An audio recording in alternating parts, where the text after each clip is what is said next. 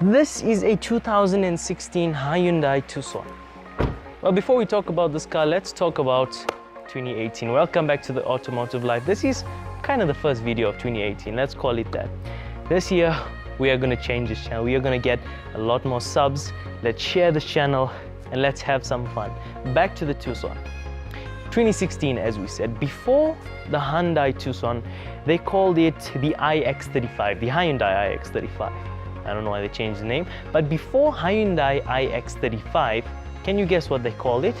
Yes, they called it Tucson. So they called it Tucson, then changed it to iX35, now back to Tucson. Yeah, they probably had their reasons. Forget about that. It's a Tucson. Let's move on.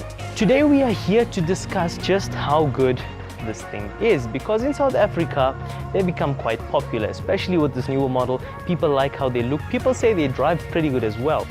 I like the styling, but the drive is much more important on this channel. That's enough talking. I'm very hot, that's why we are in the shade. I'm not hot, the weather's hot. Let's jump in, turn on the AC, and take this thing for a drive.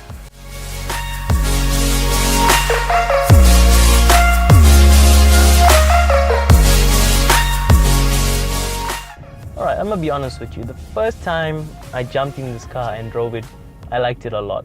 The first day I even saw this car, I liked it a lot because it's really an inviting place to be. On other reviews, they say the materials are crap, it's bad quality. You know what?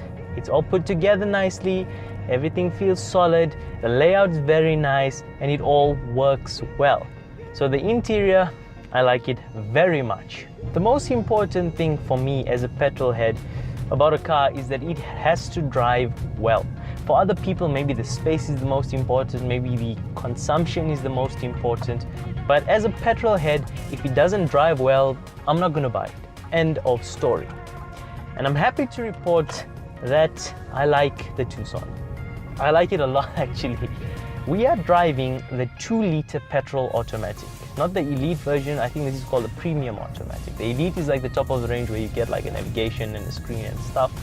This one is the Premium Auto. So this one has the 2-liter naturally aspirated 4-cylinder engine.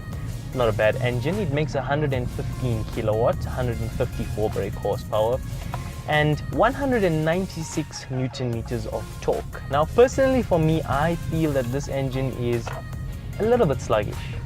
And when you like pressing to overtake or pressing to get in that gap, it revs it very high. Like it doesn't sound nice. Like it's kind of struggling.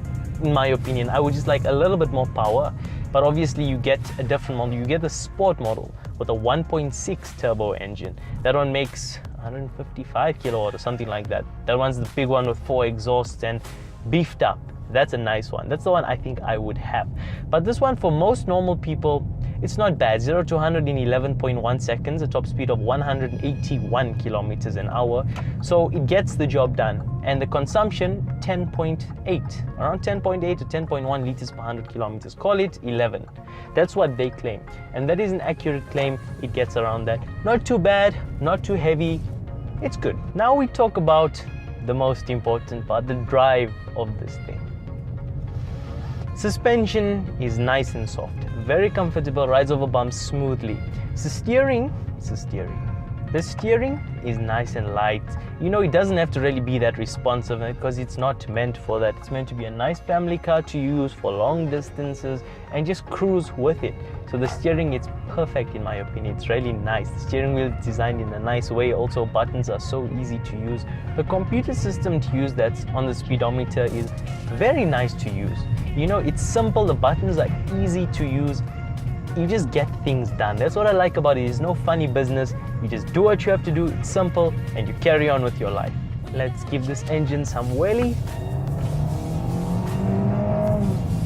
It revs up to 6,500 revs per minute. Oh, it does not. It sounds like it's really trying very, very hard to get going. Oh, that doesn't feel nice when you rev it. But it does get going reasonably well. One thing I like that they did is when you put the electronic speedometer on, it counts in single units. So it goes like 25, 26, 27, 28. It feels like a Ferrari F12. So it makes you feel like you're going faster than you actually are, because you are not really going that fast. And it is a great car. Good space, good consumption, massive boot. I think it's probably bigger than all the competition as well. If you enjoyed this video and you found it helpful, please give it a thumbs up. Please share it. If you found me strange in a way, let people know. Go watch this guy. He's a weird person. See what you think of him.